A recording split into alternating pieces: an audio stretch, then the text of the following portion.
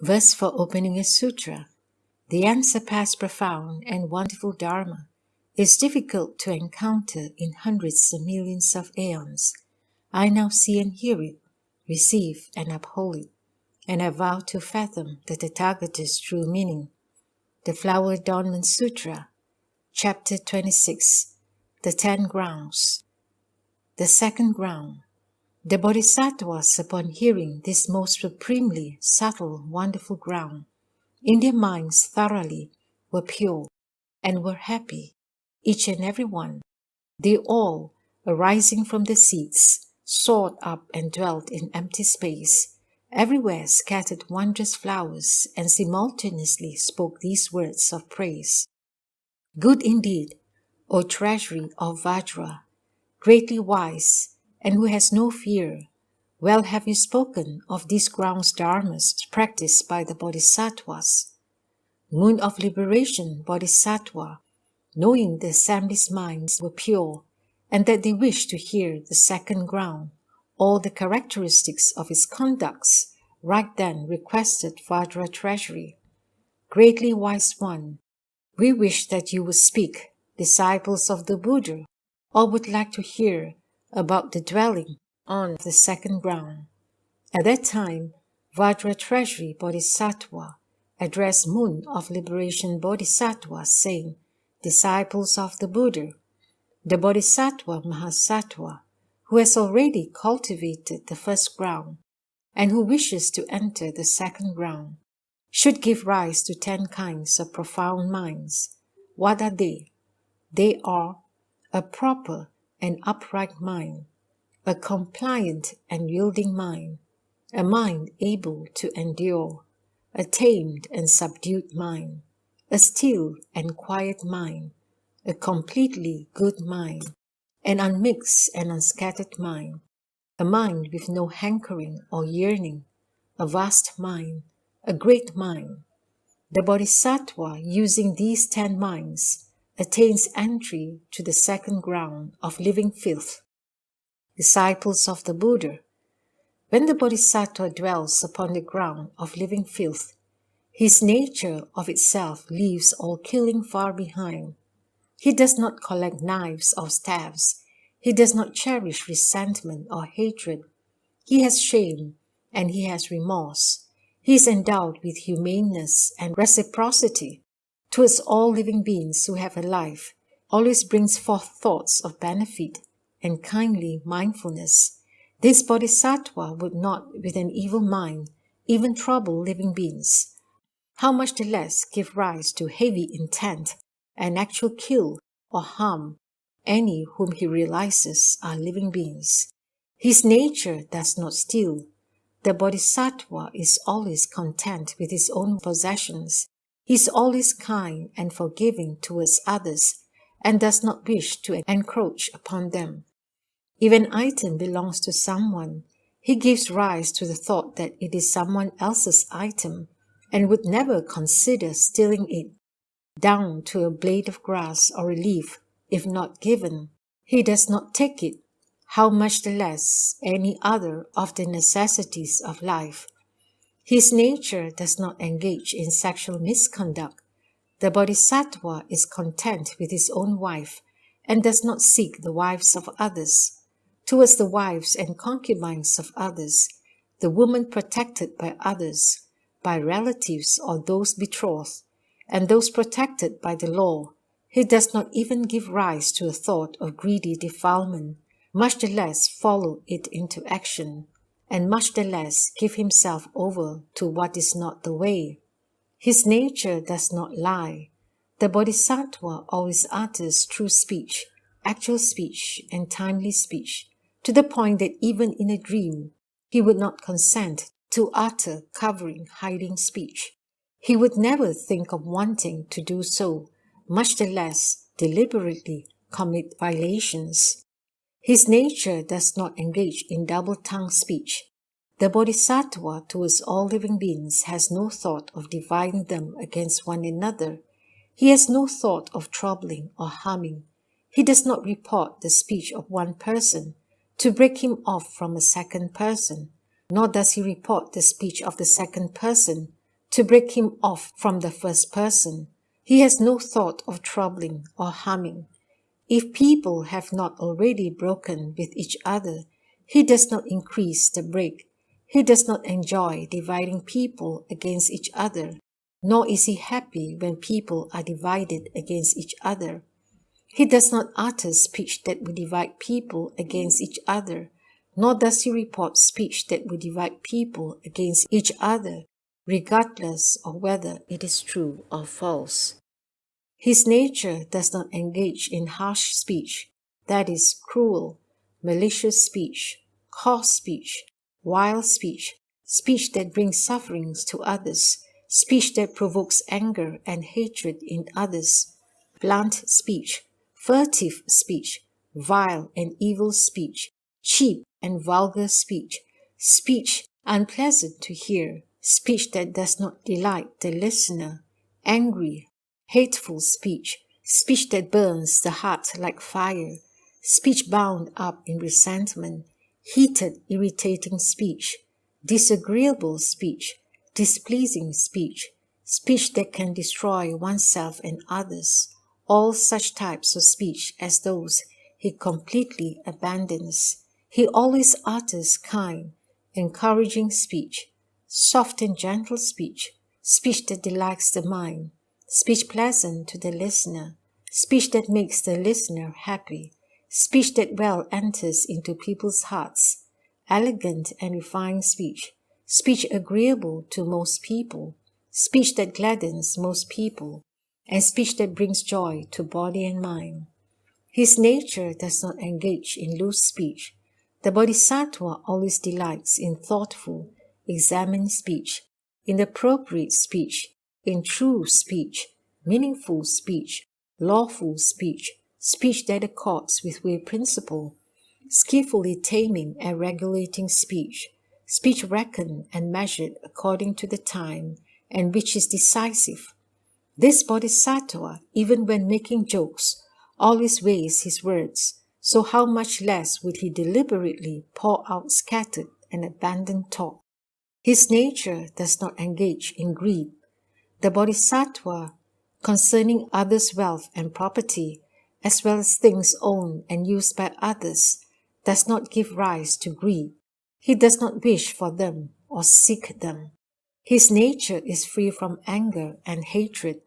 The Bodhisattva, towards all living beings, constantly brings forth a mind of kindness, a benefiting mind, a mind of pity and sympathy, a happy mind, a compatible mind, a mind of accepting and gathering them in. He once and for all abandons anger, hatred, resentment, malevolence, rage, and irritation. He is always considerate and cooperative in his conduct, humane, kind, and helpful. He is, further, free from deviant views. The Bodhisattva dwells in the proper paths. He does not practice astrology or divination. He does not grasp at evil precepts. His mind's views are proper and upright. He does not deceive. He does not flatter. Towards the Buddha, the Dharma, and the Sangha, he brings forth decisive faith. Disciples of the Buddha, the Bodhisattva Mahasattva, in this way, protects and maintains the 10 wholesome karmic paths constantly without interruption. He further makes the following reflections. All living beings who fall into the evil destinies, without exception, do so because of the 10 unwholesome karmic acts. Therefore, I should myself practice proper conduct. Why is that? If I myself am not able to cultivate proper conduct, it would be impossible to make others cultivate it. Disciples of the Buddha, this Bodhisattva Mahasattva further makes the following reflection. The 10 unwholesome karmic paths are causes for undergoing rebirth in the hells, as an animal or as a hungry ghost. The 10 wholesome karmic paths are causes for receiving birth as a person or as a god, up to the station of the summit of existence. Furthermore, when the supreme grade of these 10 wholesome karmic paths is cultivated by means of wisdom, and when one's mind is low and inferior, and when one fears the three realms, and because one is deficient in great compassion, and when one's understanding comes from hearing the sounds of others, one accomplishes the vehicle of a sound hearer. Furthermore, when the supreme grade of these 10 wholesome karmic paths is cultivated to purity, and when one has not been taught by others but becomes enlightened on one's own, when one is not fully endowed with great compassion or expedient means, when one is enlightened through understanding of profound dharmas of causes and conditions, one accomplishes the vehicle of those solitarily enlightened ones. Furthermore, when the supreme grade of these 10 wholesome karmic paths is cultivated to purity, and when one's mind is vast and limitless, when one is endowed with compassion and sympathy, when one uses expedient means to gather in beings, when one brings forth great vows, when one does not abandon living beings, when one seeks the great wisdom of all Buddhas, when one purifies and regulates all the bodhisattva grounds, when one purely cultivates all the paramitas, one accomplishes the vast, great conduct of a bodhisattva. Furthermore, as to the most supreme grade of these 10 wholesome karmic paths, when one has purified all modes up to and including certifying to the 10 powers and the 4 fearlessnesses, then one accomplishes all Buddha dharmas. Therefore, I now equally cultivate the 10 wholesome paths, and I should bring them all to perfect purity. But a bodhisattva should study such expedient means as those. Disciples of the Buddha, this bodhisattva Mahasattva further makes the following reflection. Of the 10 unwholesome karmic paths, the most severe are causes for the hells, the average degrees are causes for the animals, and the least severe are causes for the hungry ghosts. Among them, the offense of killing can cause living beings to fall to hells, animals, and hungry ghosts. If they are born among people, they have 2 kinds of retribution. 1, a short life. 2, many illnesses. The offense of stealing also causes living beings to fall into the 3 evil paths. If they are born among people, they have 2 kinds of retribution. 1, they are poor. 2, their wealth is held in common, and they do not have free use of it. The offense of sexual misconduct also causes living beings to fall into the 3 evil paths.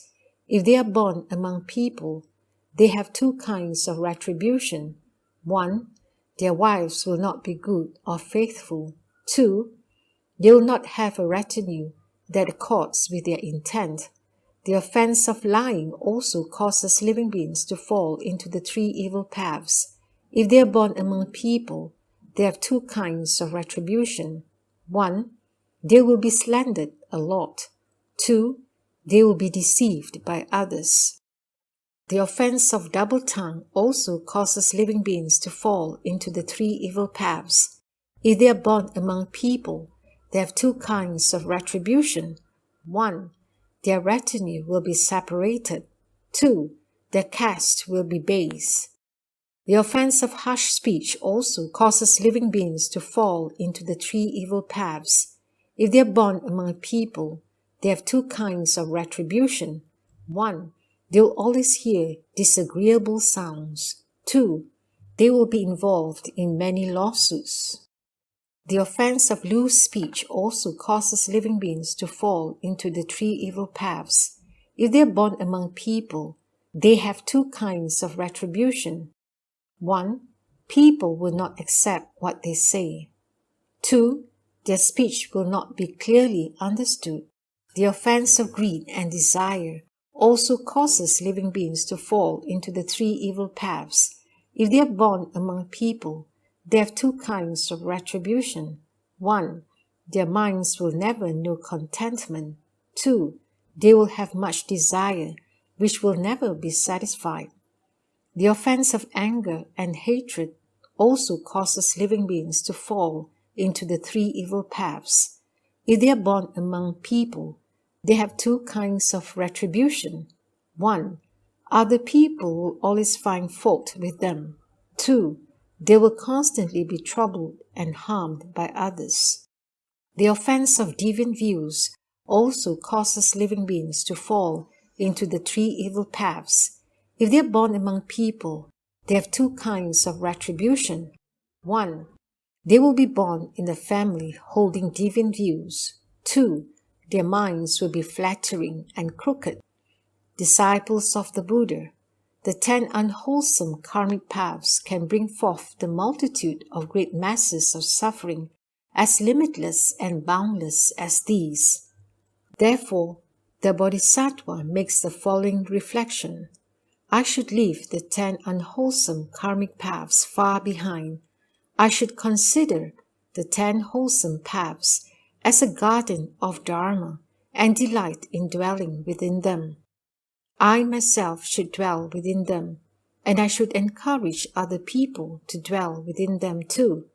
Disciples of the Buddha, this Bodhisattva Mahasattva, further, towards all living beings, brings forth the thought to benefit them, the thought of making them happy, the thought of kindness, the thought of compassion, the thought of sympathy, the thought of gathering them in, the thought of protecting them, the thought of them being oneself, the thought of being their teacher, the thought of being their great teacher. He makes the following reflections, saying, living beings are pitiful. They fall into deviant views, evil wisdom, evil desires, and the thick forests of evil destinies. I should cause them to dwell in proper views and cultivate the true and actual way. He further makes the following reflection. All living beings make distinctions between self and others and mutually destroy each other. Their fighting and enmity rage without cease. I should cause them to dwell in unsurpassed great kindness. He further makes the following reflection. All living beings greedily grasp without satiation. They only seek wealth and profit. They sustain themselves through deviant livelihoods. I should cause them to dwell in the dharmas of proper livelihood, in purity of the karmas of body, speech, and mind. He further makes the following reflections. All living beings constantly pursue the three poisons, and the various afflictions accordingly rage. They do not understand how to seek with determination the expedients essential for escape. I should cause them to extinguish the great blaze of afflictions and settle in the place of pure coolness of nirvana. He furthermore makes the following reflection. All living beings are covered with the heavy darkness of stupidity and the thick membrane of false views, and so they enter the dense shade of the thick forest and lose the light of wisdom.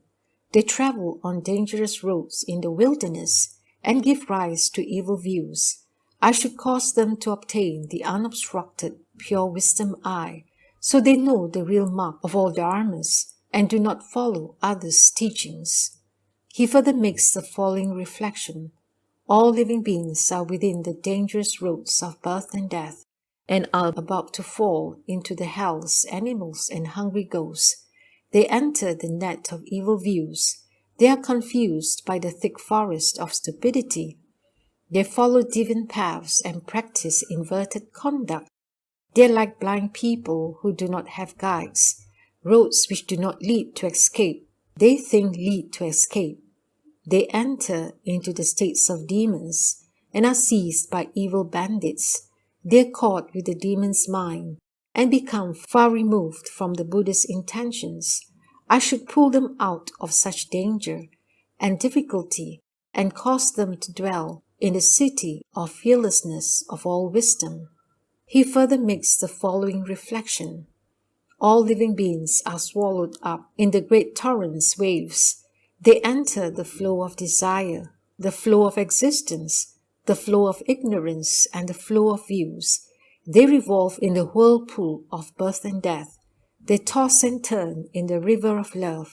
They are carried away by the galloping flood and have no leisure to contemplate. They follow after awakenings to desire, awakenings to hatred, awakenings to harming, and do not give them up. In the midst of that, they are seized by the raksasas of the view of a body.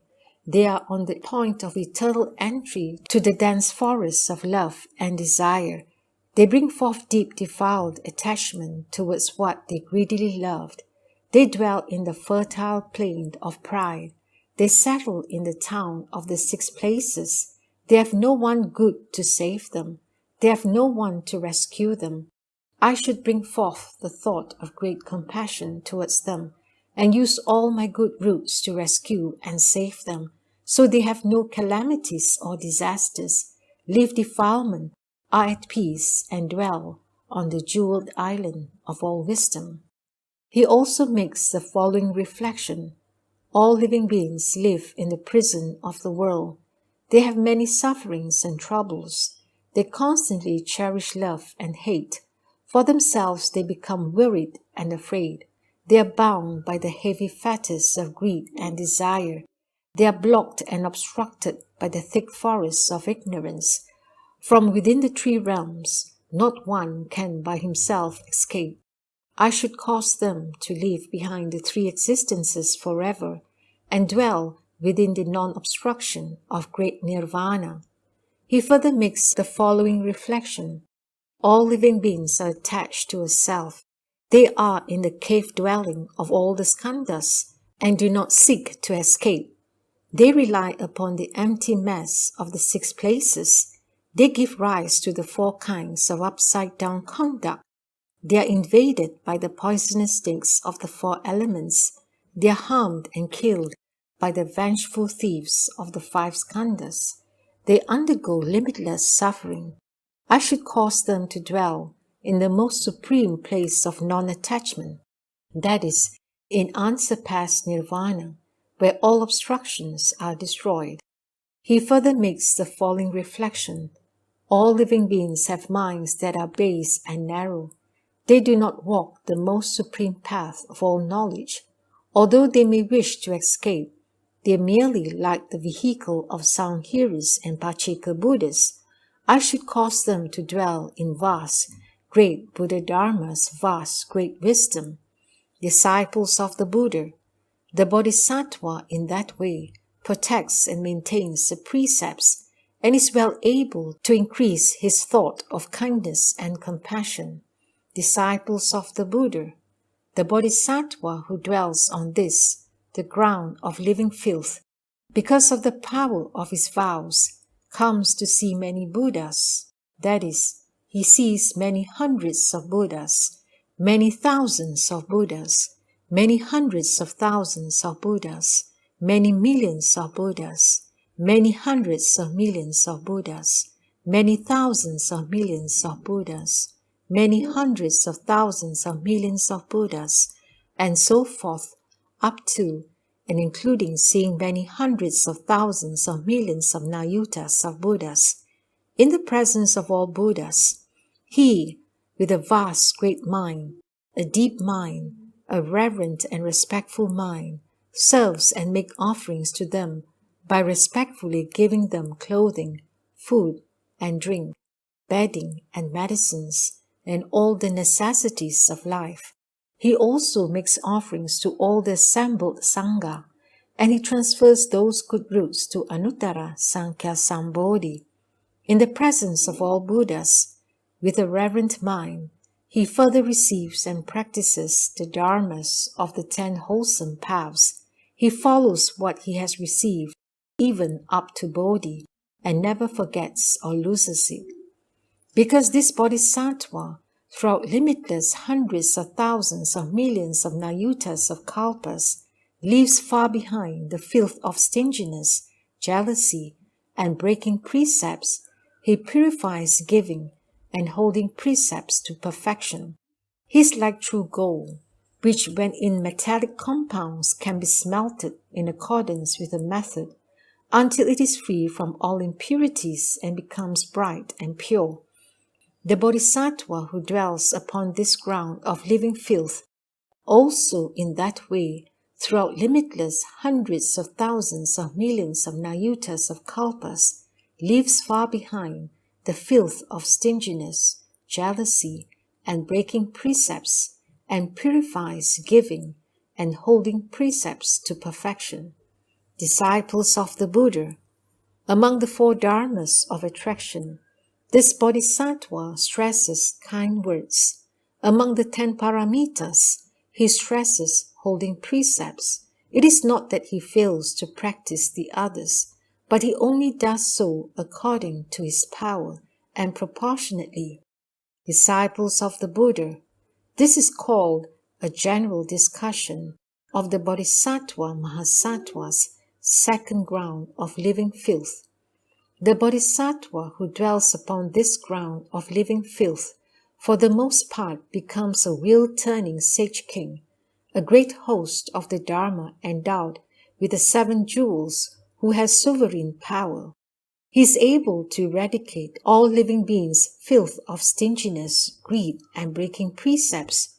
Using wholesome expedients, he causes them to dwell secure within the 10 wholesome karmic paths. He is a great donor, and everywhere he gives without end. In giving kind words, beneficial conduct, and identical actions in all such deeds that are done, none is separate from mindfulness of the Buddha. None is separate from mindfulness of the Dharma. None is separate from mindfulness of the Sangha, up to and including not being separate from mindfulness of endowment with the wisdom of the knowledge of all modes. He also makes the following reflection: I should, among all living beings, be a leader, be supreme, be most supreme, be wonderful, be subtly wonderful, be superior, be unsurpassed, up to and including being one with the wisdom of all wisdom, upon whom others can rely. If this bodhisattva wishes to renounce the home life, and within the Buddha Dharma diligently cultivates with vigor, then he will be able to renounce his household, his wife and children, and the 5 desires. After he leaves home, he diligently cultivates with vigor. In a single instant of thought, he obtains 1,000 samadhis. He comes to see 1,000 Buddhas. He knows 1,000 Buddha's spiritual powers. He can quake 1,000 worlds, up to and including being able to make appear 1,000 bodies, and with each and every body being able to make appear 1,000 bodhisattvas acting as his retinue.